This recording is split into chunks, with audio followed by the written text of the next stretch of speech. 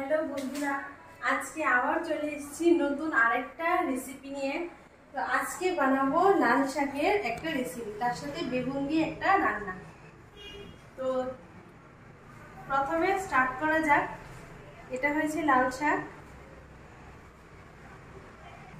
এখানে এক আটি শাক আছে, লাল শাক। তার সাথে আছে দুটো বড় বেগুন, আর এখানে আছে গোটা রসুন, আর এখানে আছে গোটা গোটা শুকনো লঙ্কা। এবার স্টার্ট করছি। এখন কড়া বসিয়ে দিয়েছি, এখন উনুনটা জ্বালিয়ে দিচ্ছি।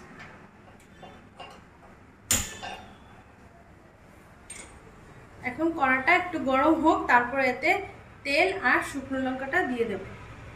তো কড়াটা এখন গরম হয়ে গেছে, এখন আমি বেগুনটাকে ভালো করে ভেজে নেব। তার জন্য আমাকে এখন দিয়ে দিতে হবে সাদা তেল। আমি বেগুন অনুযায়ী পরিমাণ মতো আমি তেল দিচ্ছি, আপনারা আপনাদের বেগুন অনুযায়ী পরিমাণ মতো তেল দিন। তো আমি এখন গরম তেলে বেগুনটাকে ছেড়ে দিচ্ছি।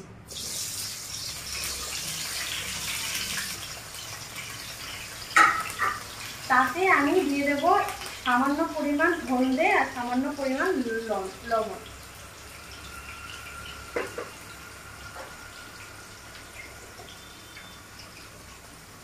আপনারা স্বাদ পরিমাণ মতো দেবেন। আমার যতটা বেগুন ততটাই আমি লবণ আর হলদি দিয়েছি। এবার সেটাকে ভালো করে নেড়ে দেব।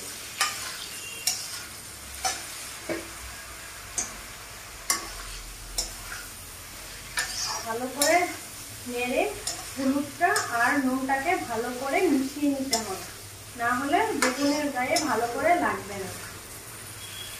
তো আমি এটাকে ভালো করে ভেজে নেব। বেগুনটাকে একদম ভালো করে ভাজতে হবে, না হলে রেসিপিটা ভালো হবে না, খেতেও ভালো লাগবে না। আমি বেগুনটা দেখতেই পাচ্ছেন ভালো করে ভেজে নিচ্ছি। একটু পরপর নাড়তে হবে, না হলে বেগুনটা নিচে দিয়ে ধরে যাবে, তাহলে আবার খেতে ভালো লাগবে না, বেগুনটা জ্বলে যাবে, একদমই টেস্ট লাগবে না। তার জন্য আপনাকে কন্টিনিউ সেটাকে বেগুনটাকে এইভাবে চালিয়ে যেতে হবে, খুন্তিটাকে এইভাবে চালিয়ে দিতে হবে, তাহলে বেগুনটা একদম ভালো ভাজা হবে। আর দেখতে হবে বেগুনটা যেন ঘেটে না যায়। যদি ঘেটে যায় তাহলে বেগুনটা একদমই খেতে ভালো লাগবে না। আমার বেগুনটা ভাজা হয়ে গেছে, এবার আমি বেগুনটাকে তুলে নেব। তার জন্য আমি একটা বল নিয়েছি, আমি এবার বেগুনটাকে তুলে নিচ্ছি।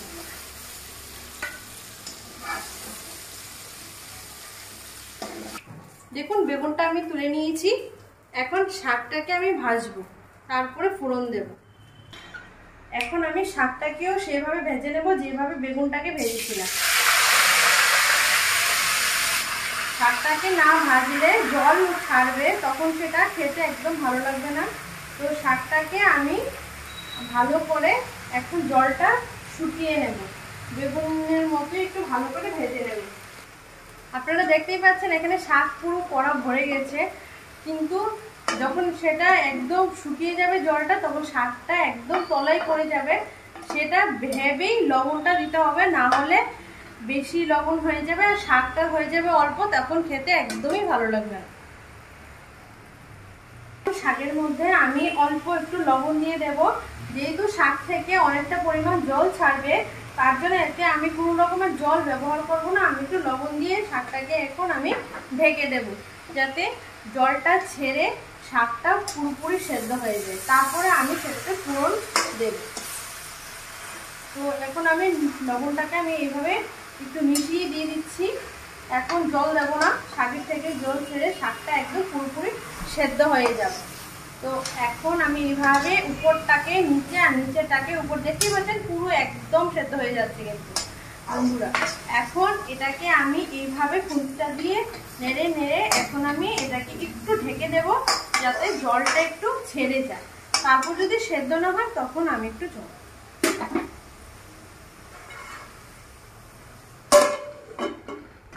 2 মিনিট হয়ে গেছে, এখন আমি ঢাকাটাকে তুলে দেব। আমি ঢাকনাটাকে এখন তুলে দিচ্ছি।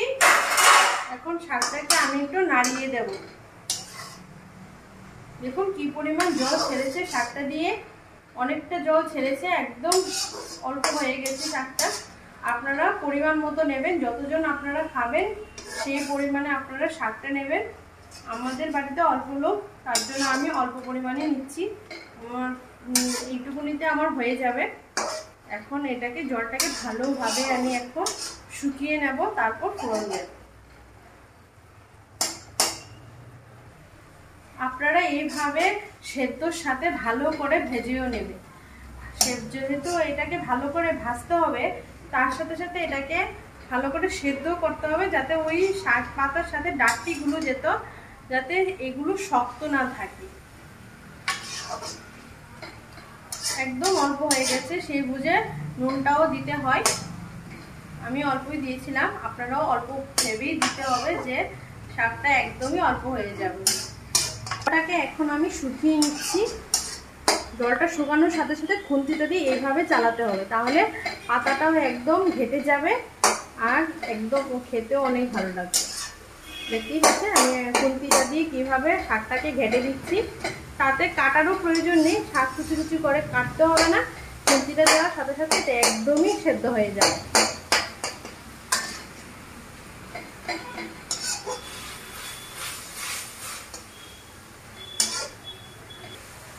দেখুন বন্ধুরা, এখন শাকটা পুরোপুরি সেদ্ধ হয়ে গেছে, জলটাও শুকিয়ে গেছে। এখন আমি নামিয়ে এখন আমি ফোড়ন দেব। আঁচটাকে আমি একদম কম করে দিয়েছি। এখন আমি শাকটাকে তুলে নিচ্ছি বাটিতে।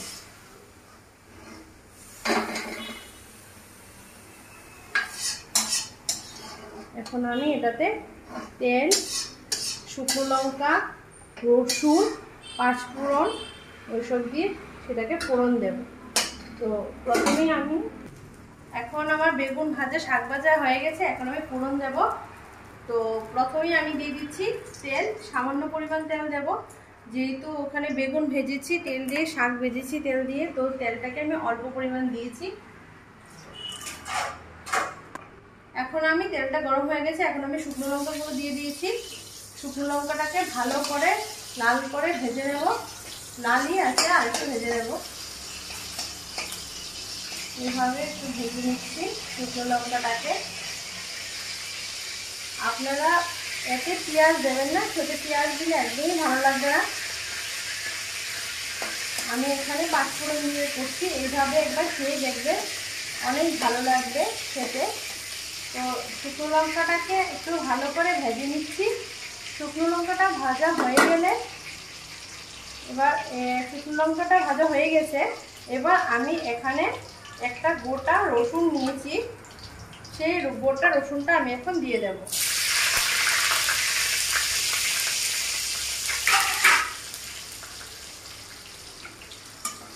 এভাবে রসুনটাকে ভেজে নিতে হবে, তাহলে ফ্লেভারটা খুব ভালো আসবে। এইভাবে ভেজে নিতে হবে। আপনারা চাইলে রসুনটাকে একটু থেতো করেও দিতে পারেন, তাতে ফ্লেভারটা আরও অনেকটা ভালো আসবে। আমি থেতো করিনি, আমি এইভাবেই দিয়েছি। এখন রসুনটা আর শুকনো লঙ্কাটা ভাজা হয়ে গেছে, এখন আমি এতে দেব পাঁচফোড়ন। অল্প পরিমাণ পাঁচফোড়ন দিয়ে দিচ্ছি। এবার সেটাকে ভালো করে ভেজে নেব। ভাজা হয়ে গেছে আমার। এবার আমি এতে শাক আর বেগুন দুটি একসাথে রেখেছিলাম, এটাকে এখন আমি ওতে দিয়ে ভালো করে ফ্রাই করে নেব। দেখুন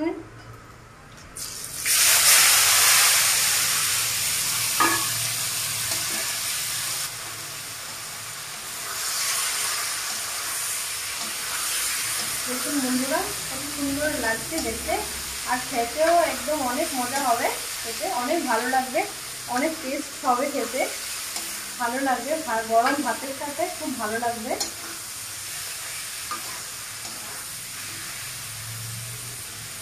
আপনারা চাইলে এর সাথে আলুও দিয়ে করতে পারেন, তবে বেগুন দিয়ে অনেকটা টেস্ট হয়, তার জন্য আমি বেগুন দিয়েই বানালাম।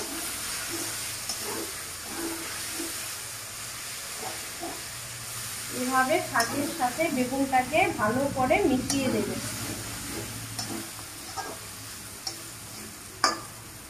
এখন এতে অল্প পরিমাণ, সামান্য পরিমাণ একটু চিনি দিয়ে দেবো। শাক একটু মিষ্টি মিষ্টি খেতে ভালো লাগে, আপনাদের ভালো না লাগলে আপনারা এটাকে স্কিপ করতে পারেন, এটাকে নাও দিতে পারেন, তবে দিলে একটু ভালো টেস্ট হয়, খেতেও খুব ভালো লাগে। এখন আমি শাকটাকে ভালো করে ভেজে নিচ্ছি।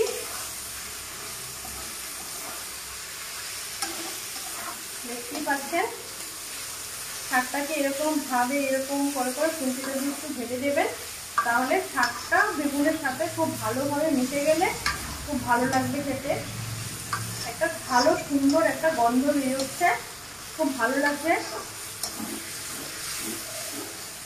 আপনারাও রান্না করলে এইভাবে করবেন, একবার খেয়ে দেখবেন, সত্যি অনেক ভালো লাগে।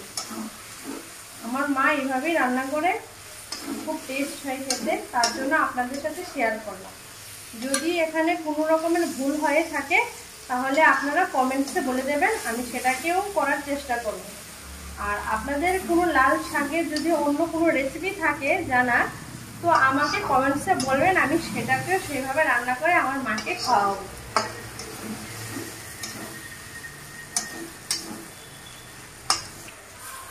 মনে রাখবেন এতে আমি পেঁয়াজ একদমই ইউজ করিনি, আপনারাও দেবেন না। এইভাবে 5 ফোড়ন দিয়ে খেয়ে দেখবেন, খুব ভালো লাগবে। তারপর আমাদের পুজো পার্বণেও আমরা অনেক সময় দুর্গা পুজো আসছে, এখন আমাদের 3 দিন নিরামিষ খেতে হয় পুজোতে, তখনও সেই শাকটা বানিয়ে খেতে পারবেন, সেটা খুব ভালো লাগবে গরম ভাতের সাথে। আমরাও খাই পুজোতে, মা রান্না করে, আগে আমার ঠাকুমা রান্না করতো, এখন আমার মাও রান্না করে, খুব ভালো লাগে খেতে। আপনারাও রান্না করবেন, রান্না করে খেয়ে কমেন্টসে বলবেন কীরকম হয়েছে। আমি সেটা প্রথমবার রান্না করলাম, আর আঁচটাকে অল্প করে দেবেন, না হলে নিচে দিয়ে তলায় ধরে যাবে, একদমই ভালো লাগবে না। আপনারা নামানোর আগে দেখে নেবেন যে শাকটা ভালো করে সেদ্ধ হয়েছে কিনা, না হলে যে খাবে সে বলবে যে শাকটা এত শক্ত, একদমই খেতে ভালো লাগছে না। তো সেটা করবেন না, যখনই রান্না করবেন শাকটাকে একটু ভালো করে সেদ্ধ করে নেবেন। আর আপনারা তো রান্না করেন, আপনারা তো জানেনই যে কীভাবে শাক রান্না করে সেদ্ধ করতে হয়, সেটা নতুন করে বলার কোনো কিছু নেই। তারপরে যারা নতুন আছে, যারা একদমই রান্না করতে জানে না, ওদেরকে আমি বলে দিয়েছি, ছোট বোনদের, যাতে ওদের কোনো সমস্যা না হয়, ওরা যাতে ভালোভাবে রান্নাটা করতে পারে, তার জন্য আমি একদম ভেঙে বলে দিয়েছি। আর যারা জানেন ওদেরকে আর কোনো কিছু বলার নেই, ওরা তো সেটা জানেনি কীভাবে রান্না করতে হয়। এবার আমি সেটাকে নামিয়ে নেব। গ্যাসটাকে আমি এবার বন্ধ করে দিচ্ছি।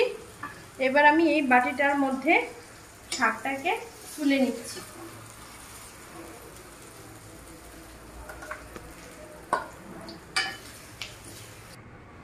দেখুন আমার শাক রান্নাটা পুরোটাই হয়ে গেছে। এইভাবে আমি করেছি। আমার যদি কোনো রকম ভুল হয়ে থাকে আপনারা বলবেন, আমি আবার সেরকমভাবে রান্না করব। আর অন্য কোনো রেসিপি থাকলে আপনারা বলবেন, আমি সেটাও করার চেষ্টা করব। তো আজকেরটা এই পর্যন্ত, আবার দেখা হচ্ছে অন্য একটা রেসিপি নিয়ে। ততক্ষণের জন্য বাই।